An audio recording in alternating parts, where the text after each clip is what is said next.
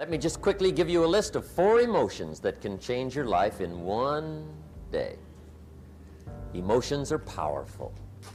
Sometimes it doesn't take much to alter your whole life direction.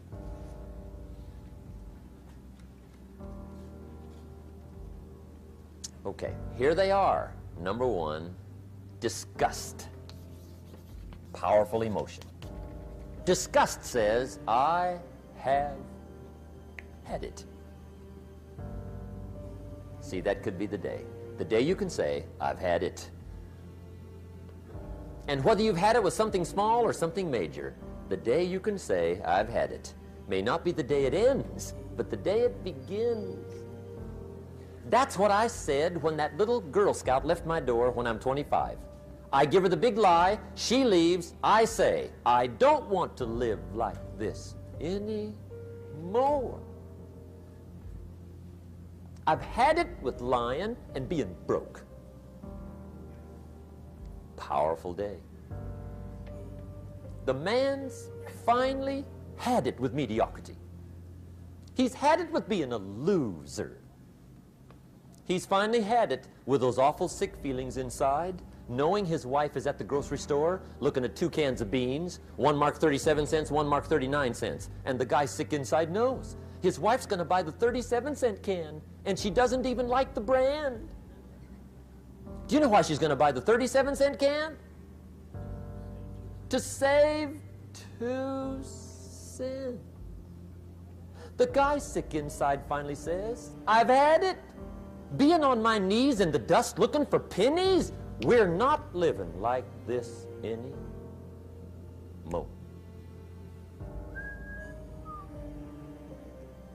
Could be the day that turns your life around. The day you can say, I've had it. He walks into his closet and rips everything in it to shreds and says, I've worn this embarrassing stuff for the last time. And not only will I never wear it again, no one else will ever wear it again. Commit an act that says, I've had it. Powerful. Here's the next one, decision. And decision making is powerful. And it's emotional. That's those knots in the pit of your stomach, right? Waking up in the middle of the night in a cold sweat, trying to decide. We sometimes call it inner civil war. What shall I do? Well, for progress, you must decide. The best advice I can give you came from a wealthy friend of mine who said, if it's easy, do it easy. If it's hard, do it hard. Just get it done. If you went home tonight and in the next few days cleaned up a whole list of decisions, that might furnish enough inspiration for the next 10 years. I found this out many times after you've decided. Getting on with it is easier than deciding. Sometimes decision is the toughest part. Here's the next emotion, desire, wanting to bad enough. And I don't know how to tell you to want to. That's something you've got to come up with. There's 2 things I know about desire. Number 1, it comes from inside, not outside. You don't send off for it. Number 2, I know desire can be triggered by something. Who knows what it might be? Sometimes desire waits and sleeps for something to happen. Maybe it's a book, maybe it's a song, maybe it's a sermon, maybe it's a lecture, a seminar, maybe it's the conversation of a friend, a happening, an event. Who knows? The best advice I can give you is what I give my staff. It goes like this: welcome every human experience. You never know which one is going to turn it all on. Even the bad experiences. Sometimes from the bitterest experience comes the greatest awakening. So let down the barriers, take down the walls. The same wall that keeps out disappointment keeps out happiness. Let life touch you. Don't let it kill you, but let it touch you. Here's the last one. This one's powerful. Resolve. Resolve says, I will. Two of the most powerful words in the language. I will. Benjamin Disraeli once said, nothing can resist a human will that will stake even its existence on the extent of its purpose. Shortly put, I'll do it or die. See, that's powerful. That could be the day that turns your life around. The world has a strange way of stepping aside when somebody says, I'll do it or die. The man says, I will climb the mountain. They've told me it's too high, it's too far, it's too rocky, it's too difficult, it's never been done before, but it's my mountain, I will climb it. Pretty soon you'll see me waving from the top. Or dead on the side, because I ain't coming back. The best definition I ever got from the word resolve came from a little junior high girl in Foster City, California, up north. I'm talking to the junior high kids one day. I love to ask kids definitions. They come up with beauties. I got to the word resolve and I asked, who can tell me what resolve means? And I got several hands, and they were all pretty good, but the last one was the best. Little girl, about 3 rows back, held up her hand. She said, Mr. Rohn, I think I know what resolve means. I said, darling, what do you think it means? She said, I think it means promising yourself you will never give up. I said, that's it. Webster, stand aside. That is the definition. Promise yourself you will never give up. I asked the kids, how long should a baby try to learn how to walk? How long? How long would you give your average baby before you shut him off? How long? See, any mother in the world would say, you're crazy. My baby's going to keep trying until it learns how to walk. What a magic formula. Now let me show you what triggers all emotions into activity that brings results. And results is the name of the game. Here it is. Action. Finally, you must do something about how you feel. Jesus, the master teacher, said, don't just be listeners, be doers. The world admires the doers. Another Bible phrase says, faith without action is useless. Some people these days are big on affirmations. You've got to be very careful of affirmations. There's a thin line between faith and folly. The best clue I can give you on affirmations is this. Affirmation without discipline is the beginning of delusion. And there's nothing worse than delusion. The guy keeps walking west looking for the sunrise. I mean, delusion is bad.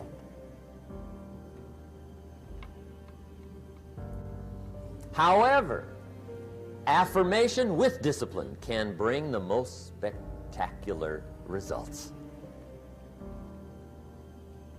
When the Jewish people surveyed the Holocaust at the end of World War II, and for them it was a Holocaust, 39 million people lost their lives, World War II.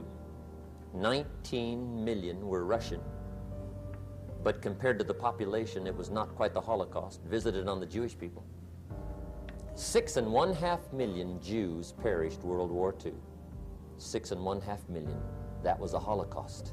After Hitler's final solution, and the Nazi jackboots and Eichmann and Bormann had done their evil task, 6.5 million.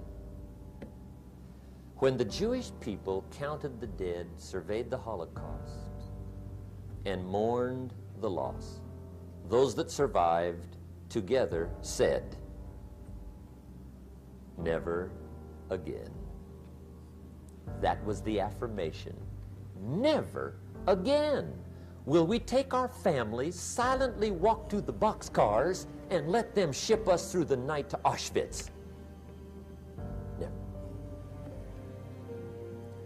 Well, that's good to make an affirmation, but the next question is, what are you going to do to back up the affirmation? They said, well, number one, we'll build a nation. Then they said, we'll build an army. Wow. And a navy. My. And an air force. And we'll buy some bombs. My. And some bullets. Wow. We'll spend a big portion of the national treasure. We'll even spend some of Israel's finest lives. We mean it. Never again. That's called backing up affirmation with discipline. Does it work? Well, yes. They've been tested 4 times in war on their affirmation in the last 25 years. 4 times, major. The next to the last war was called the 6-Day War. As if to say, didn't we tell you? Never.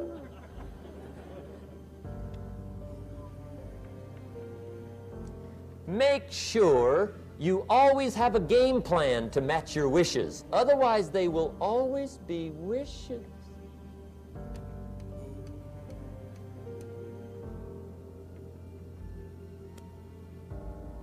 The day that turns your life around. Let me give you 4 questions to take home when we're finished. These are called questions to ponder. And this wraps it up.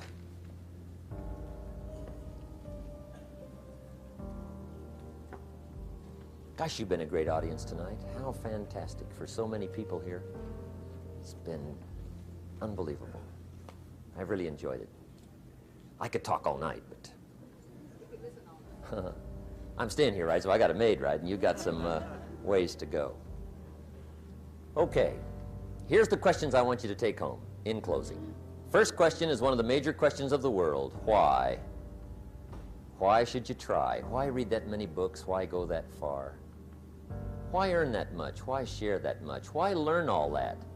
Why get up that early? Why put yourself through that much? Why try for all that? Good question. Why?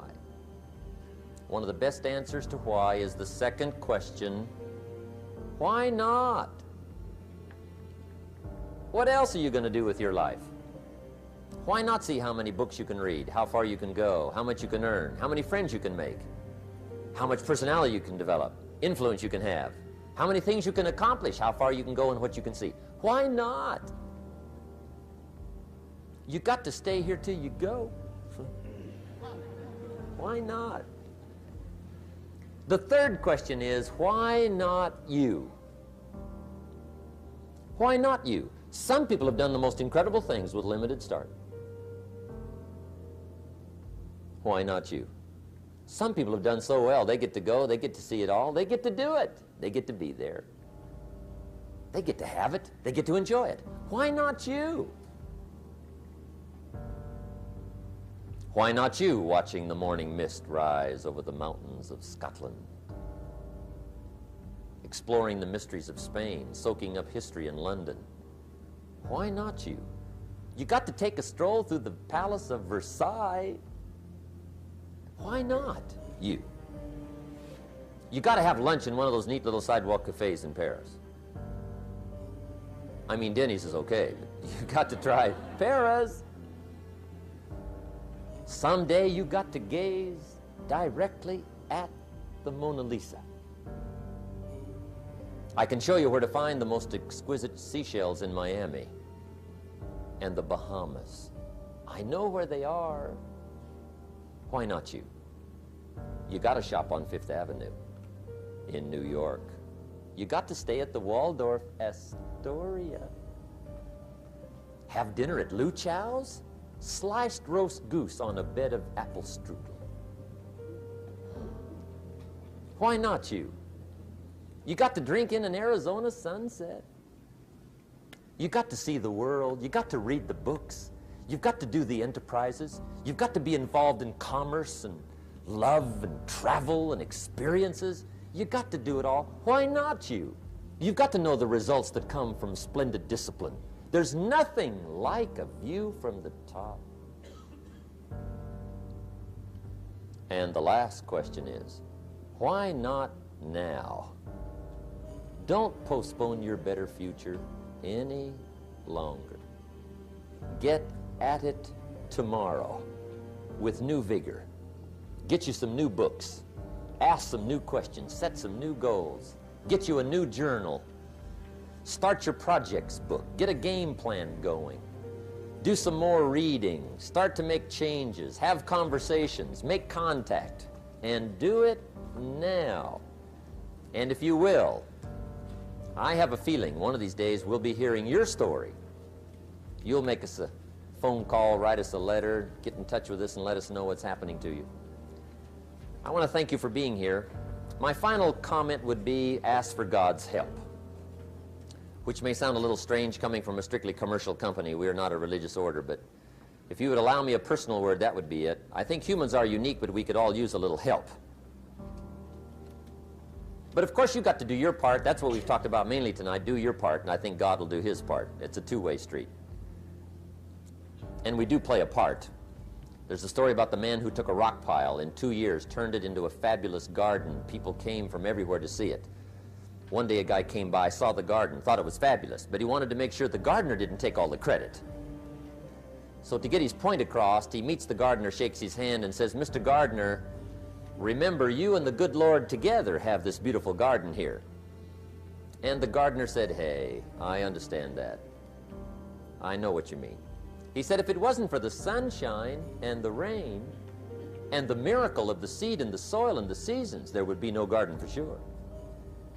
But he said, "You know, you should have seen this place a couple of years ago when God had it all by himself." And I think that's true. We do play a part. I'm glad I was not an angel. I think humans have a lot more fun. You've made it a splendid evening, and I want to wish you the very best. Look forward to seeing you on the weekend. Make sure we get the little white slip of paper, and let's be in touch. I wish you the best. Good night. God bless. Thank you. Thank you. Appreciate it. Thank you.